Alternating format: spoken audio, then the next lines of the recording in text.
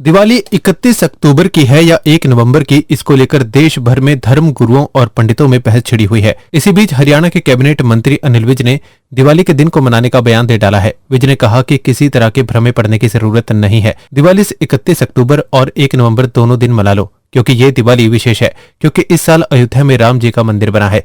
विज आज सुबह अपने दोस्तों के साथ ये दोस्ती हम नहीं छोड़ेंगे का गीत भी गाते दिखाई दिए। नहीं, किस बात का कंफ्यूजन?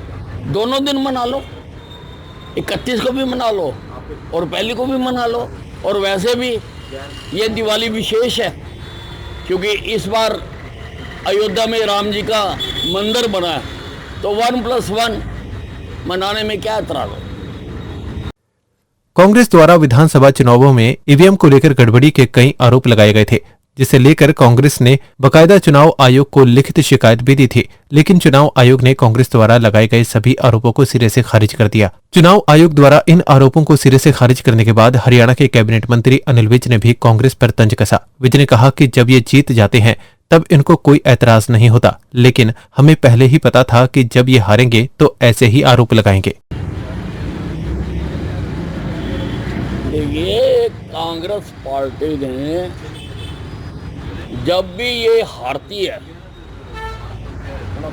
तो ये दोषारोपण ईवीएम का करती है, जब जीत जाती है तब इनको कोई एतराज नहीं होता। तो ऐसा ही अब हुआ, हमें पहले ही पता था कि भी जैसे ये हारेंगे तो इन्होंने ईवीएम को ही दोष देना है। तो ईवीएम का सिस्टम है, ईवीएम जब रिलीज होती है तब सभी पार्टियों के नुमाइंदों को दिखाई जाती है। जब पोलिंग स्टेशन पर स्टार्ट होती है तब भी सारों को दिखाई जाती है, कुछ वोटें डाल के दिखाई जाती हैं। अब इनका सारा ही सिस्टम फेल था कांग्रेस का, और जो इन्होंने बंदे बिठा रखे थे वो सारे बुद्धू थे, क्योंकि वो देख ही नहीं सके।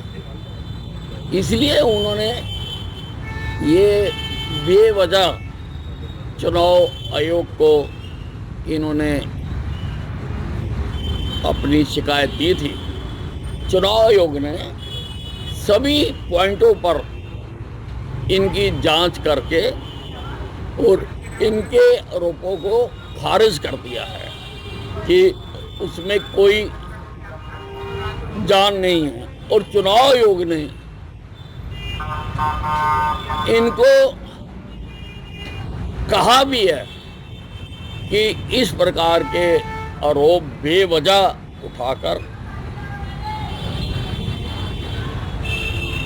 कोई